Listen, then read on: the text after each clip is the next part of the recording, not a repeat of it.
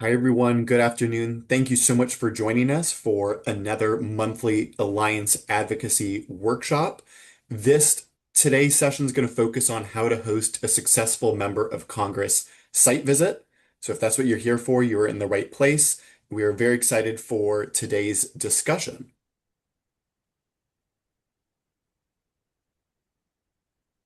So, a couple of quick housekeeping items before we get started. So, the Alliance wants to make sure that this is a safe and inclusive environment. So, if you notice any behavior or any language used that is not appropriate, please feel free to directly message myself or Tamina in the Zoom chat. You have the ability to do so. And again, we will make sure that we can create an environment that is diverse, inclusive, accepting, and safe for everyone. Couple of housekeeping items. So we do encourage folks to just use the Q&A box for any questions. The PowerPoint will be shared from today's session. We'll send an email out to everyone afterwards, and the webinar is being recorded. We will share that as well with everyone. So all the amazing resources that you will see today from our great presenters, you will be able to reference at a later date. Before we get started, just wanted to kind of remind folks of a couple of quick things. If you use the QR code here, that's the way that you can get connected with our advocacy alerts. That is our opportunities for you to get activated on Capitol Hill. We also send out our monthly advocacy bulletin there. So if you're on this webinar, there's a good chance that are already signed up for action alerts. But if you are not, please take a look at that QR code there. That way you can get our monthly bulletin, the rundown of everything that's going on at Capitol Hill, all the different advocacy resources that we are trying to produce for you all. You get more information about the monthly workshop series, and also you get periodic action alerts. And those are, again, opportunities for you to get activated around the budget, around bills, around whatever is going on in Capitol Hill to make sure your member of Congress is hearing from you. We have a lot of advocacy workshops coming up. The next two for spring, the next fourth Thursday of the month at 1 p.m. Eastern, we're going to have a session on how to build long-term relationships with district staff and local electeds. And then the following month, on May 28th, we're going to be having a session on using economic and public safety arguments with moderate and GOP offices. So if you're on this webinar, you're already registered for the other ones. It should hopefully be on your calendar. And then please stay tuned. We're going to have a lot more sessions in the summer and the fall, building upon all these foundations. So without further ado, we're going to transition into today's workshop, which I'm very excited about. First, who's going to kick us off is Timina Chowdhury. She is our Director of Advocacy and Campaign Strategy here at the National Alliance to End Homelessness. And then we're going to hear from two of our wonderful partners in the field. We have Jenny Fryer, who is the CEO of St. Joseph's Villa, and Beth Van Turnbull, who is the Executive Director of Housing Families First. So I am now going to turn it over to my colleague Tamina to lead us through some framing and conceptual pieces before we dive into some real-world examples about site visits. Thank you, everyone. Thank you, Alec. Hi, everybody. And thank you all for joining us today. So, in today's workshop, we're going to focus on one of the most effective advocacy tools we have, which is hosting a member of Congress site visit. Site visits allow policymakers to see homelessness and housing solutions firsthand, but also meet with people who are impacted by federal policy and understand why investments matter in their own communities. Site visits translate policy into real human experience. So today we will walk through how to plan for your site visit, how to execute, and then to follow up on a visit so it creates a real policy impact. A caveat there is that while we are talking about hosting member of Congress, you can also apply some of the same steps when planning visits by your state legislatures, your mayors, or other stakeholders. Next slide, please.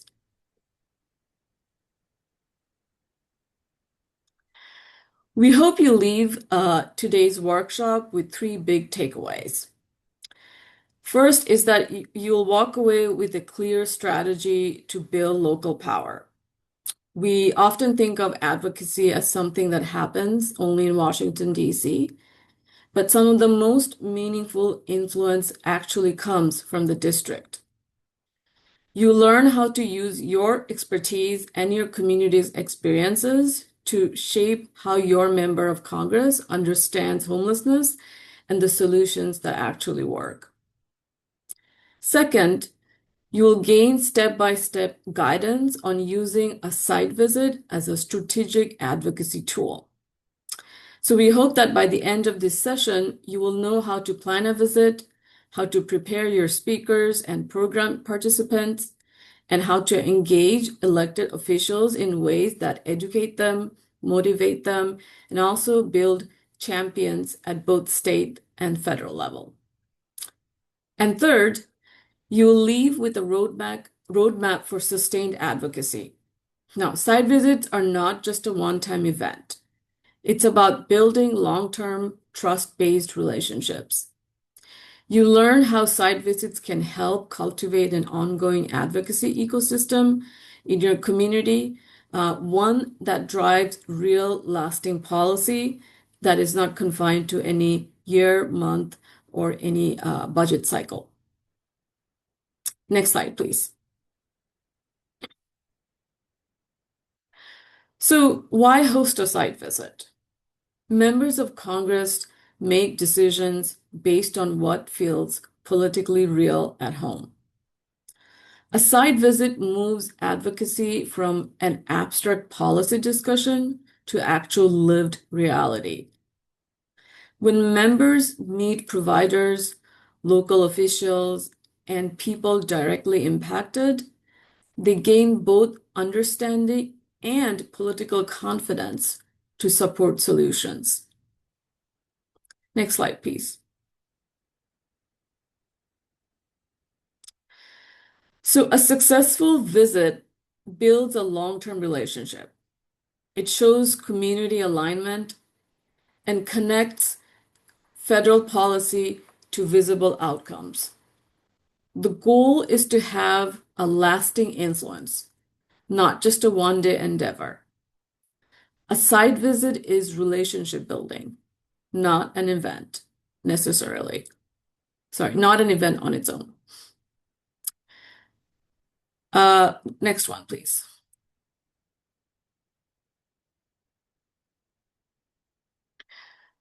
So, what are the different steps to organizing a site visit? Step one is every site visit must start with a clear advocacy objective. Ask yourself, what should this member believe differently after leaving? The visit should reinforce a specific policy narrative tied to federal decisions. Connecting lived experience to policy with clarity is key. Next slide, please. Members should see effective solutions in action. Showing success builds confidence that federal investments work. Choose locations that clearly connect services to federal policy funding streams at both federal and local level. Show what works, not just what's broken. Next slide, please.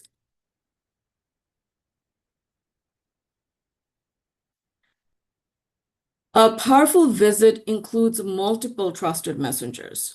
For instance, when mayors, providers, and community leaders reinforce the same message, it signals broad local support. Coalition presence also multiplies credibility.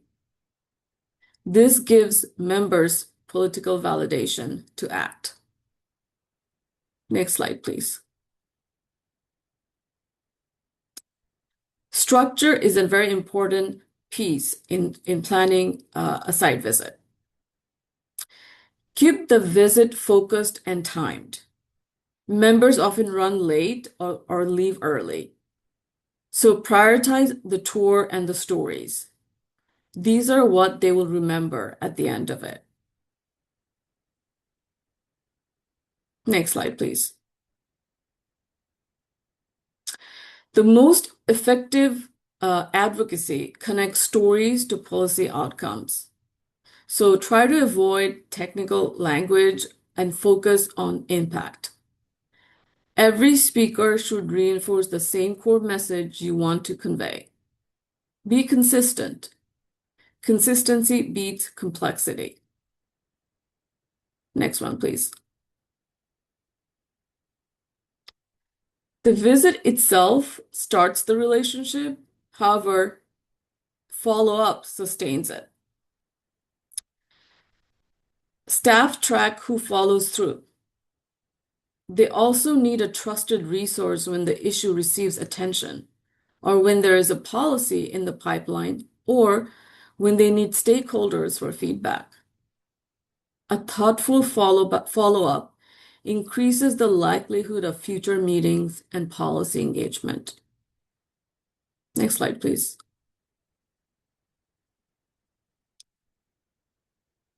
However, when preparing for the visit, it is important to keep some common mistakes in mind, some of which include turning visits into presentations instead of experiences. So try to keep it focused, human-centered, and tied to a clear policy outcome. Focus and clarity make visits memorable.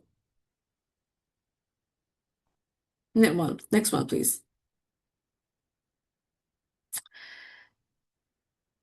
Site visits are core part of building local advocacy power. They strengthen relationships that influence appropriation decisions, policy priorities, and long-term partnerships. Every successful visit contributes to a stronger national movement to end homelessness. Next one, please. So in closing, before I wrap up this portion of the workshop and hand it over to Beth and Jenny, who are going to share their experience of hosting site visits, I want to emphasize that hosting a site visit, it's not just a one-time activity. It is part of building long-term advocacy power. Every visit helps policymakers connect federal decisions to real people and real outcomes in their communities. When members see solutions working locally, they are more likely to defend funding, champion policies, and become partners in advancing solutions to homelessness. The goal is to turn your everyday work into sustained influence. I encourage each of you to think about one opportunity in the coming months to invite your member of Congress to see your work firsthand and also to begin and at times deepen that relationship with them. Thank you. And then I'll pass it to Beth and Jenny.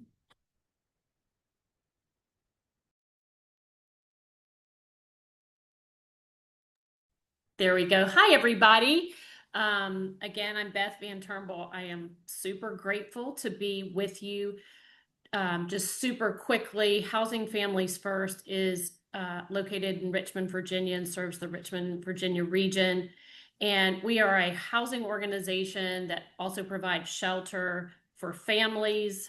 We have rapid rehousing. We do have a joint transitional housing and rapid rehousing program for youth through HUD. And then we have a targeted prevention program outside of HUD for students and families living in hotels and doubled up. So we're not a very big organization. Our budget's about $3.5 million. We'll work with 650 to 700 people a year and about 200 plus families.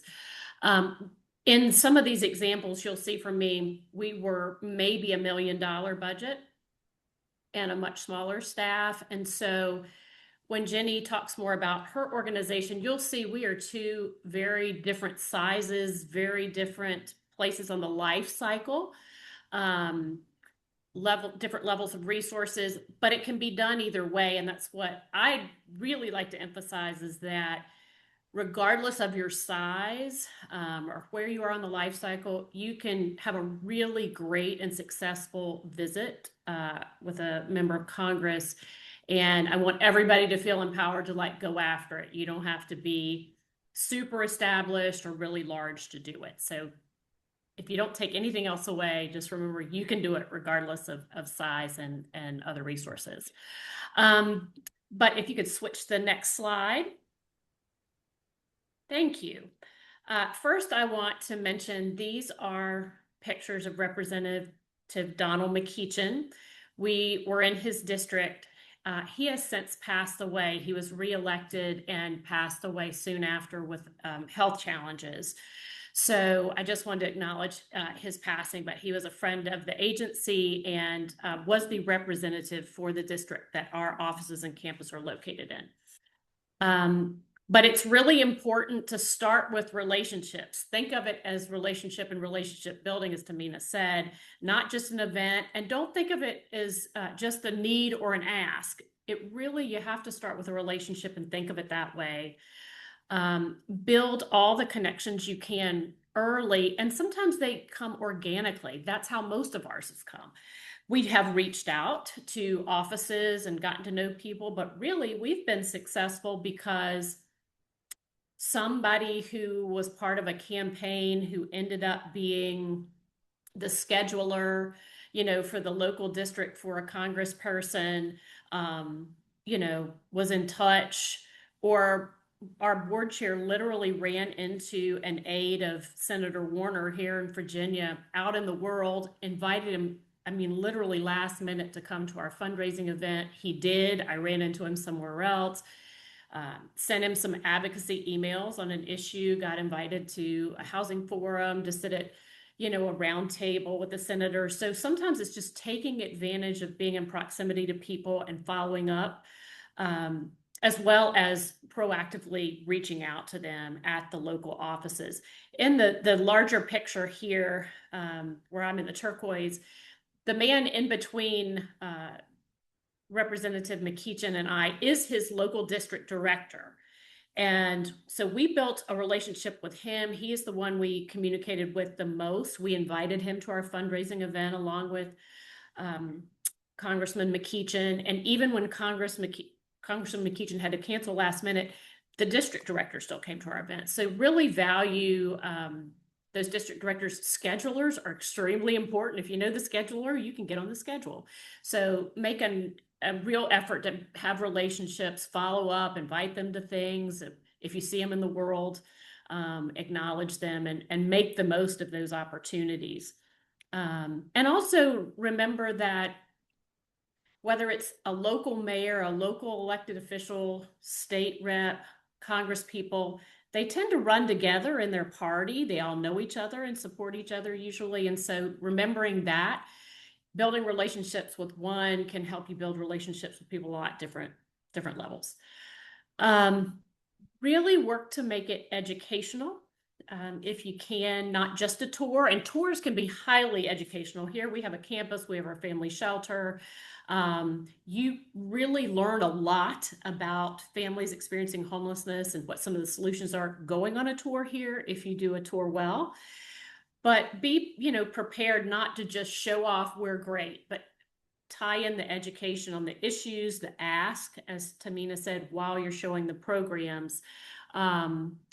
When we have had representatives here, we work really hard to have here's a whole packet that I did for everybody coming with the background on our programs, who we're serving, some of the funding sources we have, who's going to be in attendance, what media we've reached out to, suggested run of the visit. So just be prepared, make sure everybody's on the same page. It builds a lot of confidence with the staff of your members of Congress if they know you are organized and really going to make the most of the time with the senator or representative that's out. And again, that connection of a solution that you offer to a challenge that you see, in our case, families encounter, using federal money, telling that story particularly conversationally and confidently as you're touring, as you're meeting, really is one of your best tools. That's what they want. They want stories that they can use to convince other people that it's worthwhile if they're trying to support more funding or keeping funding for HUD or whatever the service may be. So use those opportunities. And this particular, story came through a governor's office, but I think it's equally relevant. We didn't have an agenda around voting rights. It just, we had someone here at the dinner hour. We had a single dad with his kids. The person from the governor's office just ended up talking to this gentleman about his life. And he brought up that he had a felony and couldn't vote. That was a huge issue for this governor in Virginia a few years back. The next thing I know, the Secretary of Commonwealth has sent their top person to present to us on voting rights. They wanted stories of people who are trying to restore their voting rights. So those things can really come up organically. Make it educational, tie it together, do it with stories. Don't make them feel like they're sitting in class, but make it something they can relate to. Next slide, please. So bring in partners who would complement what you do to show that you're part of a community-wide solution. Give them the most bang for their buck. So in this particular time, this was with Representative, this is not her picture, but the one I'm talking to, and you'll see her picture in another slide, was with Representative Abigail Spanberger. At the time, she was in Congress. She's the first elected woman governor in Virginia now. And so that's important to remember. Today's senator or congressperson is tomorrow's governor and vice versa. So we have board members who are leaders of a regional affordable housing network. We had him come. We had the head staff person from our continuum of care come, and we had a board member who was an attorney who worked specifically in legal aid services for people whose health challenges influence their housing. And so it was a housing and health advocacy group. So those three really tied together a lot of things about housing: the need for affordable housing, the lack of affordable housing, how it affects people needing to come to shelter, rapid rehousing, and then having the health lens in there as well. And we had, board leaders, and we always invite our local elected officials, state elected officials for our district, as well as any of the federal reps. So we brought those people in. They were all prepared with remarks and, a takeaway from each of them or something that people could take with them. But we also toured and had a long conversation and had a run of visit schedule, but also flexed because now Governor Spanberger had a lot of questions. She spent 2 hours here and really, really wanted to understand the issues. And so she asked us questions. We obviously went with what she wanted to know.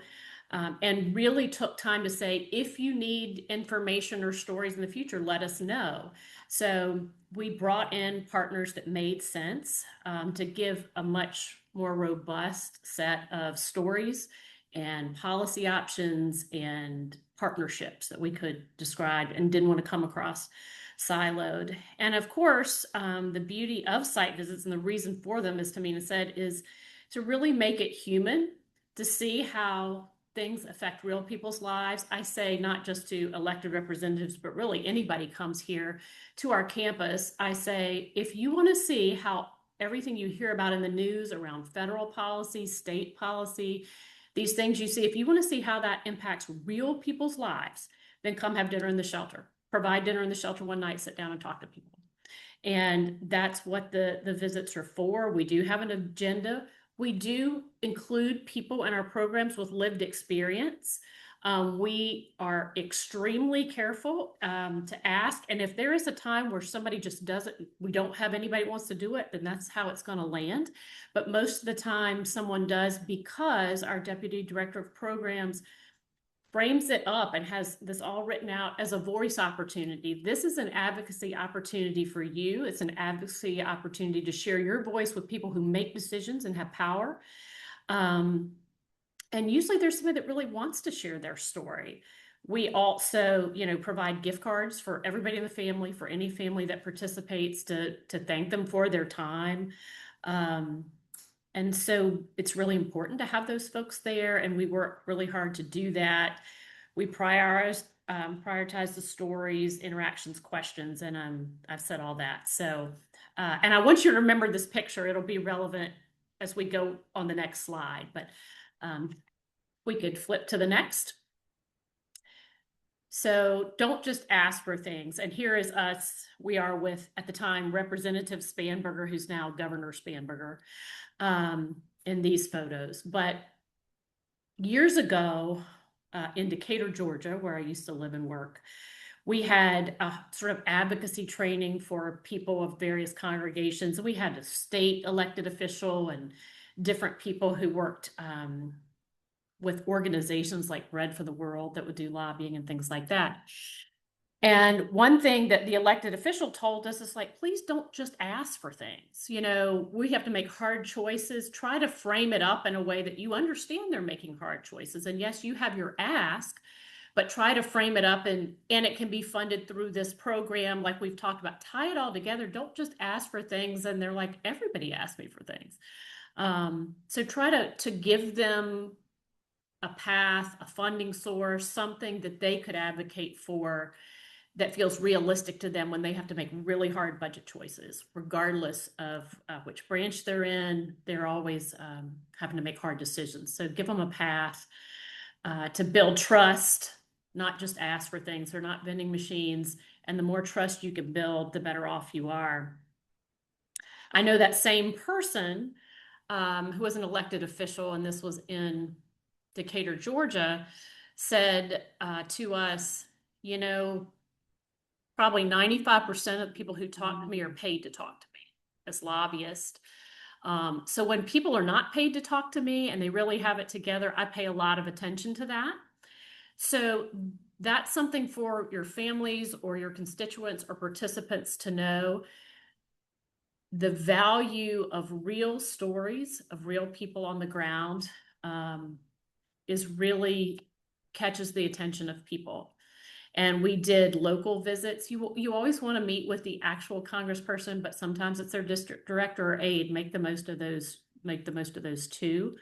And then lastly, think long term. The picture you saw on that last slide with the lady with the flowers, she was First Lady of Virginia at the time. And it has been some years. She came several years in a row. She came to with a group of women from the governor's office to provide dinner at our shelter. And they would literally come and sit with families. Her name is Dorothy McAuliffe. I think she has 5 kids. They're probably grown now, but she understands kids, and she would get right on her knees and talk to a kid. We had a kid walk right up to her security in the corner of the room and say, "Can you open my milk?" Like, they get to see real families that are feel like theirs. We even told her funny story. Like we said, the First Lady's coming. We told all the families, would people like to be here and meet her? And one of the children goes, "Beyonce's coming?" And so we told her that the First Lady to many of our kids was Beyonce and not her, but she loved that story. So you can just build a little rapport with people, let them see real people, let them have a good time. You want it to feel, if they feel joyful and that there are solutions in what you showed them, they're going to remember that. So think long term. Obviously, after someone comes, we have very specific steps, as Tamina mentioned, like we're going to thank them promptly. We're going to stay in touch. We did all that, which brings us to the last slide. I think if you can advance. Yeah. So this was at the time, Congresswoman Spanberger, her staff wanted to do something for us. So they did this huge food collection, but they also did this whole hot chocolate bar for the staff. They wanted to do something for the holidays that made them feel good and, do some team building.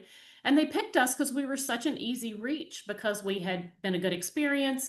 They knew how to get to us. We were highly responsive. We had thanked them. We were organized. So they came into this huge hot chocolate bar for the staff. And she was just elected and took office in January. And So right after she was elected, they knew they were closing that campaign office, and they had literally an office full of furniture. And she personally reached out to us with one of her aides and said, if you would like, you can come to our office and have right of first refusal on any and all furnishings in this office. The only thing we couldn't take was a bucket hat that was an Abigail Spanberger bucket hat and a signed Kamala Harris picture. Everything else was up for grabs. And we got desks that we put in our youth townhomes, which some of our youth have decorated and sit down and like do planning at. We got leather couch and furniture, things that we wouldn't have invested in, but have made it really nice on campus. And it's because we're top of mind, we're responsive, we're easy to work with. She feels like she can trust us. And that was just built over time with relationships. And the first time she came here was the first time she was running for office and had not been elected. Back to Mrs. McAuliffe, that whole visit, Beyonce fun and all of that, that's been some years. She was the governor's wife. She's now running for Congress in a newly drawn 7th district.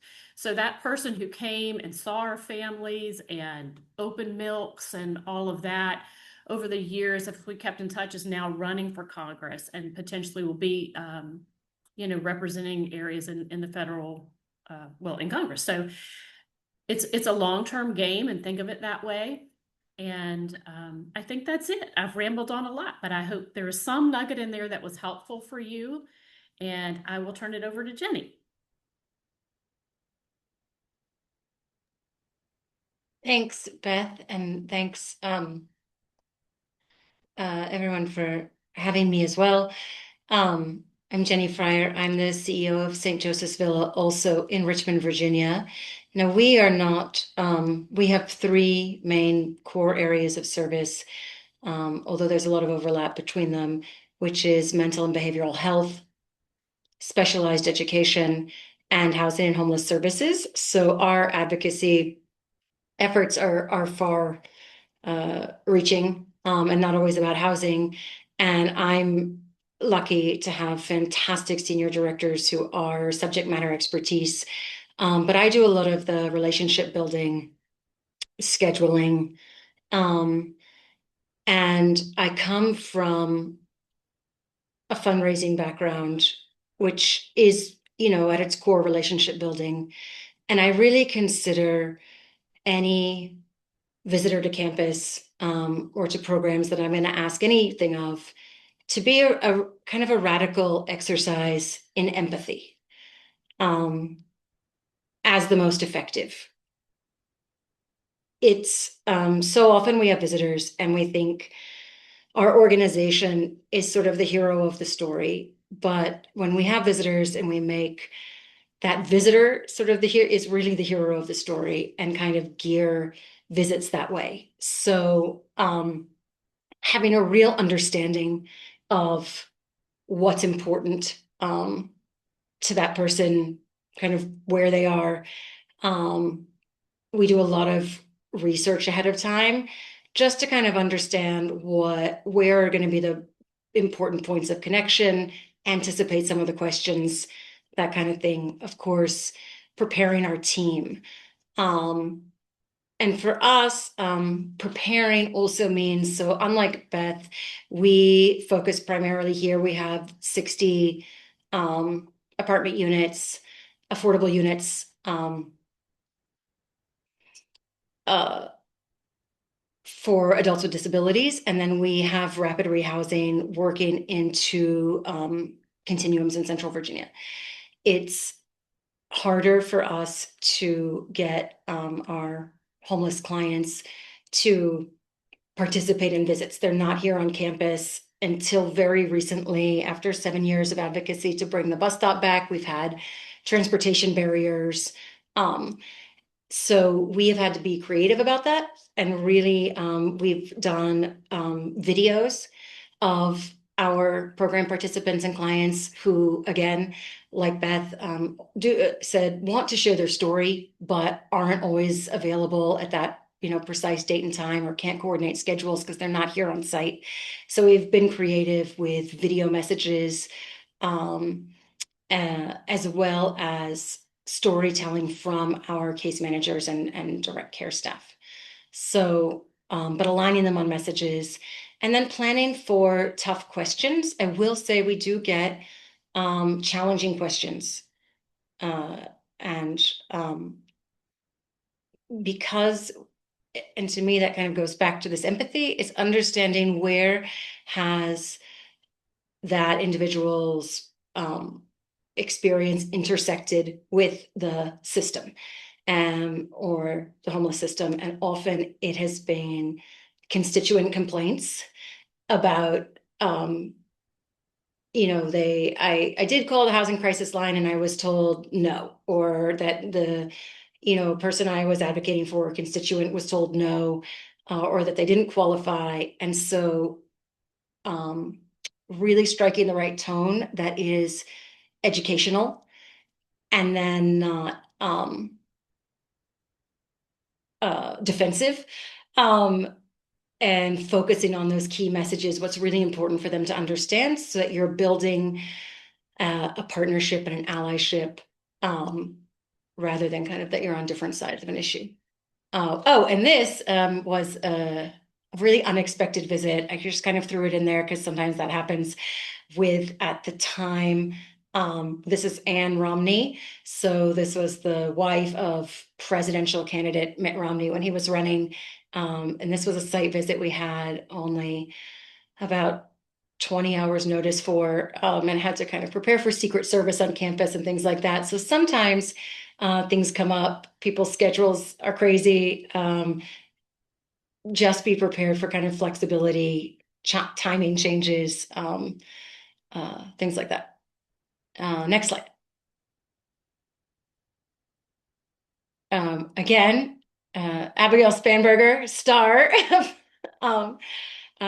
And also, as Beth mentioned, we're here in Richmond. It is the state capital.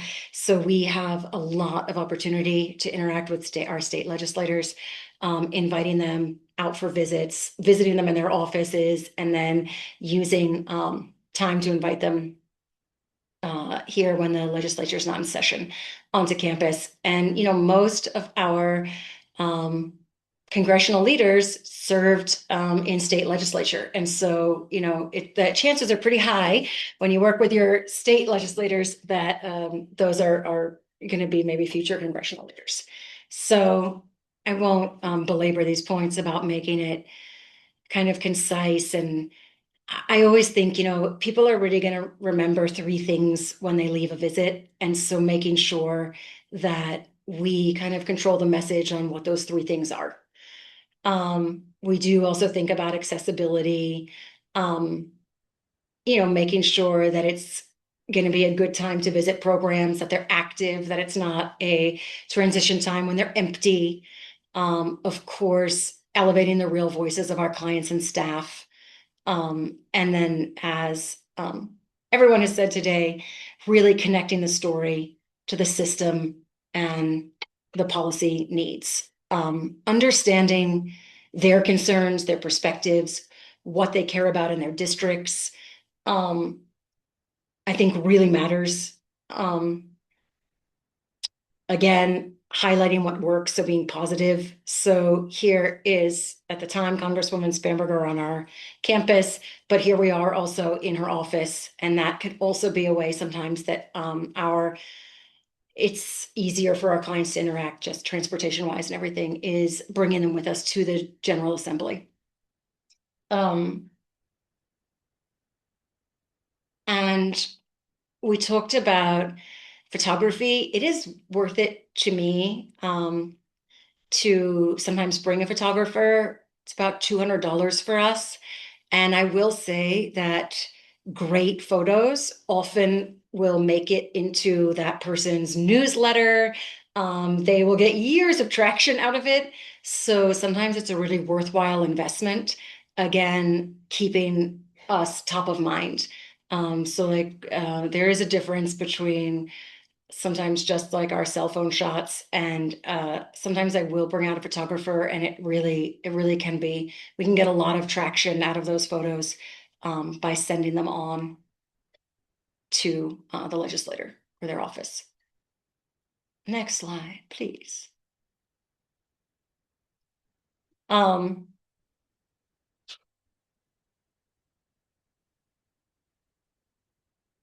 this and the following slide, I really try and involve them. We talked about looking at what works and not just what doesn't work, understanding what's in their control and what isn't, and also involving them in celebrations. So this was where we offered our space for a bill signing, and they took us up on it. And so these are congressional leaders with our, at the time, governor. That's First Lady McAuliffe's husband. And we invited them here to do a bill signing, and that was just a fantastic opportunity to raise awareness about the organization, to incorporate a tour, and to, align ourselves with folks. So, and we did talk about also like really specific asks. I try and temper that and make sure that some of those asks are both ambitious, but also include some of the low-hanging fruit, right? That's very meaningful to legislators, because they have to have a mix of both the things that are more bipartisan and sometimes easier to tweak or fix. And from doing the work, we all know what some of those are, and bringing them in as a sort of gateway to partnership and relationship building with smaller asks or easier to do things can be really deeply effective way in kind of building that long-term relationship, I think. Next slide. And again, this is also about bringing folks in for kind of celebrations. So these are just different ribbon cuttings we've done. One on a crisis receiving center, so an emergency room for specifically for youth and mental health crisis, and another for our brand new home of our Housing Success Center for our Richmond-based housing and homeless services, and inviting them to be part of that, as well as mixing in board members and things like that, can be just powerful relationship building, because it's not just building relationships with you, it can also be with some of your other organizational leaders. We always do try and do like something that we can leave them with, like a one-page fact sheet that I've kind of tailored just for their visit. We will post photos and, kind of publicize their visit, because that's something that they, and especially their staff, deeply appreciate. Sending a thank you. And I also really, really thank, and I know Beth does too, the staff and the clients that take time to participate in these visits, really out of their daily life and work. And then allowing them to also be part of that follow-up and thank you, I think is really important, because that can be the most powerful part of a visit. If you have watched a lot of, floor activity in any legislative environment, they do tell stories. And often those stories don't come from their own lived experience. It's a story that has been given to them in an accessible way by a constituent or an organization. And so I think we seek to help be a channel for some of those impactful stories that highlight the good, the consequences, and the unintended consequences of policy decisions, that are really illustrative and that are easy for them to repeat, right? So I think about that a lot. And then trying to do other follow-up as well, I think can make a thank you more robust. So was there something that you discussed that you were going to follow up on and give additional, requested information, kind of reinforcing that role as subject matter expertise or a trusted partner, a reliable resource that they can come to in the past. And then offering to, be available in different forums and formats. And that's also been effective, because we definitely have had folks reach out to us and say, will you come and speak to this group? And And it's site visits that have kind of given us that opportunity. And just there's no substitute. It's a lot of elbow grease, it's a lot of work, but there's no substitute for creating that picture in their mind. When there are so many competing priorities and interests, having them have that picture is important. So I think that's it. I think that's the last one for me.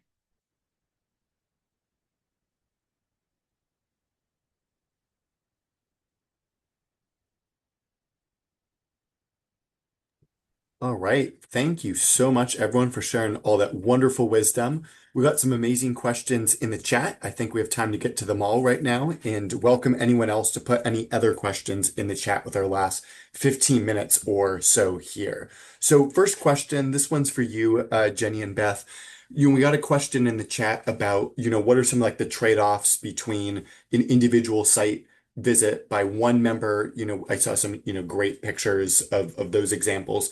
And then versus, bringing a lot of legislators, what if there's like a specific day where all the legislators go to a certain site visit? Like, what are some of the trade-offs with that? What do you think is the most effective in terms of kind of the quality versus the quantity of bringing folks along for the ride?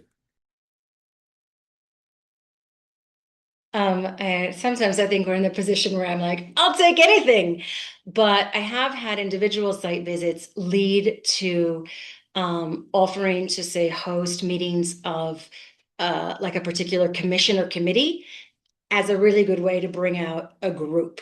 Um, w- you know, and that has been effective because there will be a tour element and a chance for the agency to talk about our work, maybe at the beginning of that committee meeting or the beginning and the end. And that has been, for us, probably the way that we've gotten the most people out. There's no greater challenge than scheduling. And those committee meetings and commission meetings are kind of already on everybody's agenda. Like that's already on their calendar. And if you can bring them out for that, sometimes that's been effective for us. Yeah, and we are being smaller, have not had a lot of opportunities to have a group come out. For us, it is usually that one-on-one. Although when Mrs. McAuliffe came, it was part of the governor's Women's Council on Health, and so we did have people very close to the governors and leadership there come. And we love that.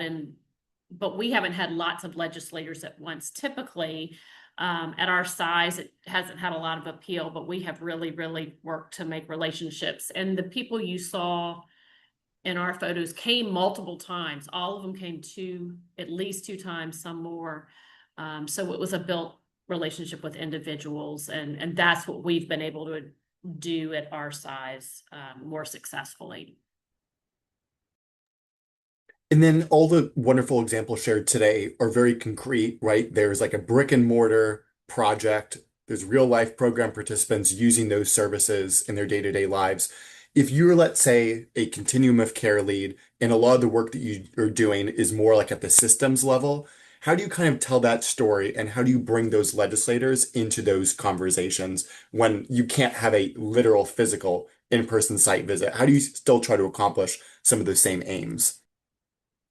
I'll start. I mean, I think there's probably lots of ways to do it by going to them in their offices and all of that. But I can say Jenny and I are in this. Well, Jenny also works in other continuum of care, but another continuum of care. But we're in the same Richmond region, and our continuum of care.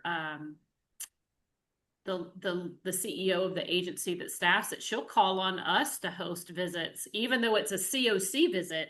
She showcases the providers and how they work together. And for example, at another place that neither Jenny and I are at here, they had several elected officials. And Senator Warner was there, and the COC was there. So they call on us to be part of that, to showcase even at the system level sometimes. And Jenny has a really amazing campus who is really able to do that. But I'm sure you have more to say about that.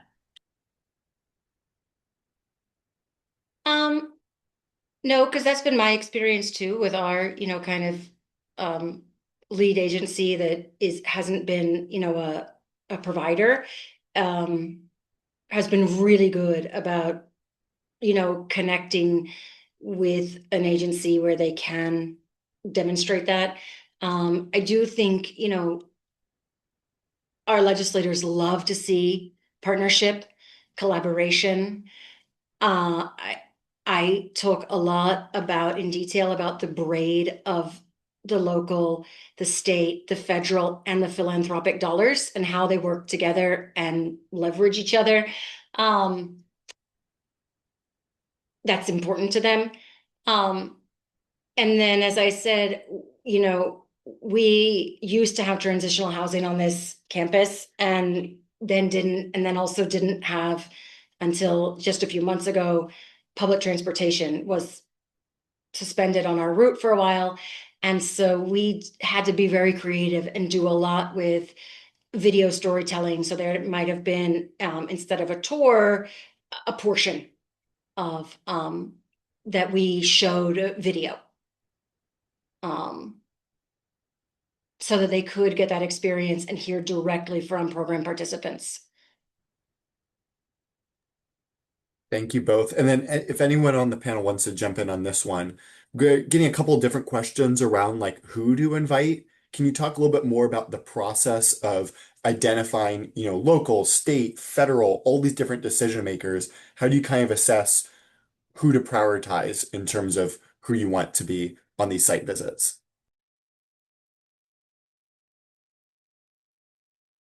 I mean, I will say for people that have the budget for it, it was invaluable to us when we started this to really try and work more proactively with advocacy, maybe 6 years ago, that we did invest in a shared lobbyist. It was about $36,000 a year, who really did help train us and like beef up our knowledge of how to track the bills that were going to make a material difference and who was sponsoring them and kind of how to prioritize who to reach out to. Um, and so that uh, I think we have prioritized reaching out to people that either were invested in supporting our work or were directly invested in opposing it. I think has been the way that we've looked at it. I don't know, Beth, what? And I mean, I think this is an amazing example of how you've got two organizations, two really different sizes. Like we've never paid a lobbyist, and it would be great to have that. That's not something we can really spend on. But I'm quite sure St. Joseph's Villa and many people on this call who are from Virginia are too, but we're members of Virginia Housing Alliance, who is sort of homeless services and housing, affordable housing organization here that advocates with the General Assembly here in the state and all that. So we are members and try to really actively follow, and that helps us know what bills and all to follow. But for the visits, we focused on, Jenny talked about research the person coming, what committees, what have they shown to care about. So when we picked a couple of organizations that were allied that could round out the story of how families are struggling with homelessness and housing instability, we picked people that seemed like would be issues they cared about in addition to housing and homelessness. And we spend a lot of time thinking about making sure we hit all those other elected officials that make sense. For example, anytime a congressperson came, we invited the supervisors of our county. Now, the truth is the supervisors of the same party come and the others usually didn't if they were from another party, but we invited everybody. And similar, we would invite our state representative who represents us to be there. So we put a lot of thought into that. The leadership at the local state level when federal people come, they want to be part of it. They want to be in the pictures. They probably know them. And to Jenny's point, they all, today's local elected official is tomorrow's state senator, is tomorrow's congressperson. I mean, it's just true.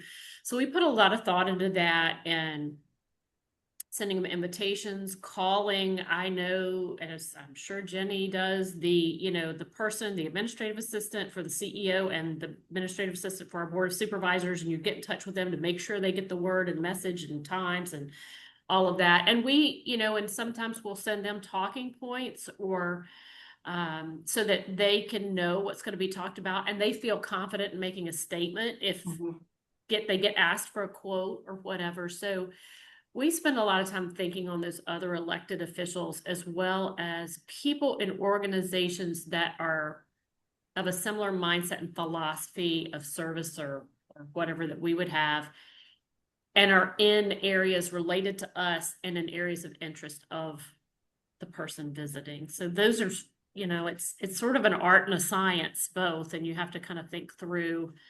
And part of it's, on the defense of like not offending anybody by leaving them out when they felt they surely should have been in that group. You have to think in that way a little bit as well. So We're coming up on time. For We some, got a couple more. Oh, I'm sorry, Jenny. no, just for some people, depending on where they're located, they don't have that many choices. I mean, to prioritize. We are in the state capital, so we really can prioritize certain state folks, but for our congressional leaders, we don't have that many, so we want them all to come. Alec, can I just add one more thing? Is that I mean, I think the best way to think about it is also think about stakeholders who are impacted by these policies. So it's not just federal government, it's also state government, local government, but also maybe small businesses, maybe the hospital, the healthcare sector. So, I think it's helpful to kind of think about it more broadly, who are impacted by these policies and funding, and if those goes away, who would feel the adverse impact, and maybe also bring them on board to educate them to actually see the benefits of keeping those policies and funding intact. if you've got just a minute for an example of that, and it hasn't been on a site visit, but again, we're a smallish organization. We pay a lot of housing financial assistance and have good outcomes. And so with advocating with a congressperson who is not as interested in affordable housing for sure. But we calculated that in 1 year, our agency, which our budget in that year was less than $3 million, we paid $1 million straight to landlords on housing assistance. And we made the point that it's not just people you consider that are struggling or poor or whatever your mindset is, good or bad. This is business owners, this is landlords of, not your huge multifamily, but your people who own 10 units or whatever are really going to be impacted by this, and give them the business perspective, because that's how that congressperson is inclined, as opposed to help people because it's a good thing to do. It's like you're going to really, really hurt some of your landlords and owners and businesses, and really trying to frame that for them. And that's not the way we usually think, but it did impact them when they heard that number and that they could, be getting some of that $1 million. So.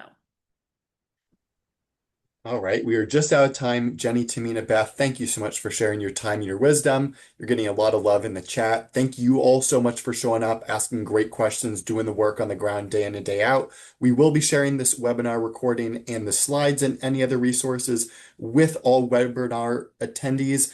My only ask of you is if once you log off of Zoom, you're going to be prompted to take a really quick survey. We really appreciate your feedback. So as we can continue to shape these monthly webinars, we want to make sure that's inclusive of what you all need and what's resonating with you. So if we could just ask for 1 minute of your time afterwards, that makes a load of a difference. But thank you everyone for being with us here on a Thursday afternoon, and we will see you next month. Thank you, everybody. Bye-bye.